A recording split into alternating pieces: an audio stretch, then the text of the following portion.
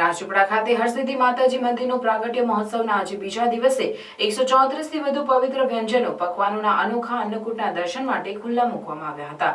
ગઈકાલે અને 2 દિવસ ભક્તો માટે અન્નકૂટના દર્શન ખુલ્લા મૂકવામાં આવ્યા હતા। જેમાં પ્રાગટ્ય મહોત્સવના બીજા દિવસે શુદ્ધ કેળના પાણીથી અને ગીરના ગાયના શુદ્ધ ઘીથી તેમજ વૈદિક પરંપરા પદ્ધતિથી બનાવેલ અત્યંત શુદ્ધ અને પવિત્ર અન્નકૂટ સ્વામિનારાયણ ગુરુકુળે તૈયાર કરી માતાજીના ચરણોમાં અર્પણ કરી 134થી વધુ વ્યંજનો પકવવાનો માતાજીને ધરાવ્યા હતા, જેના દર્શન માટે ભક્તોની ભારે ભીડ જામી હતી। આ અંગે ગુરુકુળ સ્વામિનારાયણ સંપ્રદાયના સિદ્ધેશ્વર સ્વામીજીએ જણાવ્યું હતું કે આજકાલ લોકો બજારના તૈયાર ફરસાણ, મીઠાઈનો પ્રસાદ 56 ભોગમાં કે મંદિરમાં જે મુકાય છે તેમાં પવિત્રતા જળવાતી નથી। અમે ગુરુકુળ સ્વામિનારાયણ દ્વારા શુદ્ધ કેળના પાણીથી અને ગીરના ગાયના શુદ્ધ ઘીથી વૈદિક પરંપરા પદ્ધતિથી બનાવેલ અત્યંત શુદ્ધ અને પવિત્ર અન્નકૂટ તૈયાર કરી માતાજીને 134 વ્યંજનો પકવાનો ધરાવ્યા છે। શુદ્ધ દૂધ, ઘી, તેલના પાકમાં ખુદ સ્વામીજીએ પવિત્રતા જાળવી અન્નકૂટના વિવિધ વ્યંજનો બનાવ્યા હતા। આજે અન્નકૂટના દર્શન અને આરતીમાં ભક્તોની ભારે ભીડ જામી હતી। 2 દિવસના અન્નકૂટના દર્શન કરી ભક્તોએ ધન્યતા અનુભવી હતી। રાજપીપળા શહેરમાં શ્રી હરસિદ્ધિ માતા મંદિરમાં માતા હરસિદ્ધિજીનો પ્રાગટ્ય મહોત્સવ ખૂબ જ ધામધૂમથી ઉજવાઈ રહ્યો છે।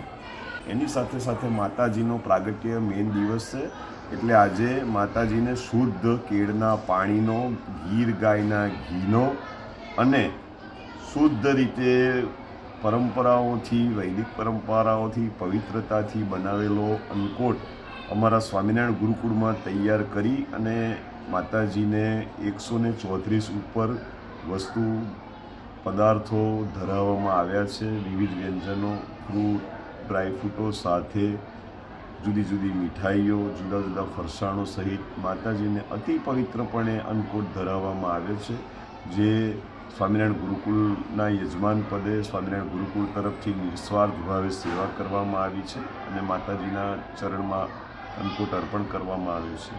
અન્નકૂટો આજ લગી થાય છે, અન્નકૂટો બધી જગ્યાએ 56 ભોગ મહોત્સવો થાય છે, પણ એની અંદર શું છે કે પવિત્રતા જળવાતી નથી। એટલા માટે અમે સ્વામિનારાયણ ગુરુકુળમાં ચાલુ સાલેથી આ અન્નકૂટ માતાજીનો તૈયાર કરી અને માતાજીના ચરણોમાં આજે અમે અર્પણ કર્યો છે। અસ્તુ, ધન્યવાદ।